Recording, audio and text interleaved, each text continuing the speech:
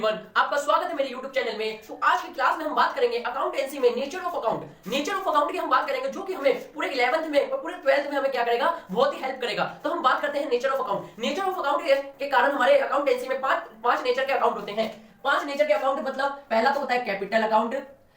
Capital account का nature capital nature का account होता है। दूसरा क्या होता है, लायबिलिटी का नेचर, लायबिलिटी नेचर होता है, ठीक है। और तीसरा क्या होता है, तीसरा होता है एसेट का नेचर होता है, एसेट नेचर होता है। चौथा क्या होता है, चौथा होता है हमारा एक्सपेंस का नेचर होता है, एक्सपेंस का, ठीक है। और पांचवा क्या होता है, हमारा रिवेन्यू का नेचर होता है। रिवेन्यू नेचर के अकाउंट होते हैं, ठीक है। हमने इसमें बात करी 5 प्रकार के नेचर होते हैं। हम ऐसे भी याद कर सकते हैं, पर हमें एक शॉर्ट ट्रिक की बात करनी है। शॉर्ट वीडियो में हम शॉर्ट ट्रिक की बात करते हैं, ठीक है। तो गाइस हम पहली बात कर देते हैं, इसको आराम से कैसे याद करें। हमें एक शब्द पता है क्लियर, हमें क्लियर से इसको याद रखना है, क्लियर से, ठीक है। सी का मतलब क्या होता है, कैपिटल। सी का मतलब होता है कैपिटल।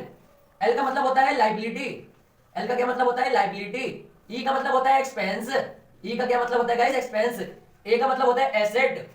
और आर का मतलब होता है हमारा रिवेन्यू, ठीक है। हमने ये बात कर ली, हमें खाली ये शब्द को याद रखना है, तो उससे हम पता कर लेंगे कितने प्रकार के नेचर होते हैं हमारे अकाउंटेंसी में। तो अकाउंटेंसी में नेचर की बात हम बात करते हैं, ये सी होता है, एल होता है और आर होता है। ये तीनों ही क्या होते हैं गाइस, अगर ये तीनों होते हैं ना, सी एल और आर, ये अगर बढ़ते हैं, इंक्रीज होंगे, इंक्रीज हो, ये तीनों ही क्या है, इंक्रीज होंगे तो क्या होगा, इंक्रीज होंगे तो क्या होगा क्रेडिट, और डिक्रीज होंगे तो कम होंगे तो क्या होगा, कम होगा तो क्या होगा, डेबिट हो जाएगा। और इसी तरह हमारा एसेट होता है और एक्सपेंस होता है, वो क्या होता है, इंक्रीज होगा। इंक्रीज मतलब होता है बढ़ेगा, बढ़ेगा तो क्या होगा, डेबिट हो जाएगा। और घटेगा, डिक्रीज होगा तो क्या हो जाएगा गाइस, क्रेडिट हो जाएगा। हमने ये बात करी, ये बात कर ली, ठीक है। इसे हमें क्या है, इस शब्द को याद करना है। यही हमारी शॉर्ट ट्रिक है कि हमें एक क्लियर शब्द को याद करना है। क्लियर शब्द हमारे 5 टाइप के नेचर अकाउंट आ जाते हैं, जिसमें कि सी मतलब होता है कैपिटल, एल मतलब होता है लायबिलिटी, ई मतलब होता है एक्सपेंस, ए मतलब होता है एसेट और आर मतलब होता है रिवेन्यू, ठीक है। तो गाइस इतना समझ में आ गया। तो हम बात कर रहे हैं कि जो कैपिटल लायबिलिटी और रिवेन्यू होता है, रिवेन्यू नेचर के अकाउंट्स होते हैं। जो बढ़ते हैं तो हम कर देते हैं उसे क्रेडिट, जो घटते हैं तो हम कर देते हैं उसे डेबिट। और एसेट और एक्सपेंस के नेचर के अकाउंट होते हैं, उन्हें जो बढ़ेंगे तो डेबिट और घटेंगे तो क्रेडिट। तो गाइस ये हमने बता दिया, तो ये शॉर्ट ट्रिक हमारी खत्म हो चुकी है गाइस। तो चैनल में नए हो तो सब्सक्राइब कर देना। धन्यवाद आपका, सोनू साहब।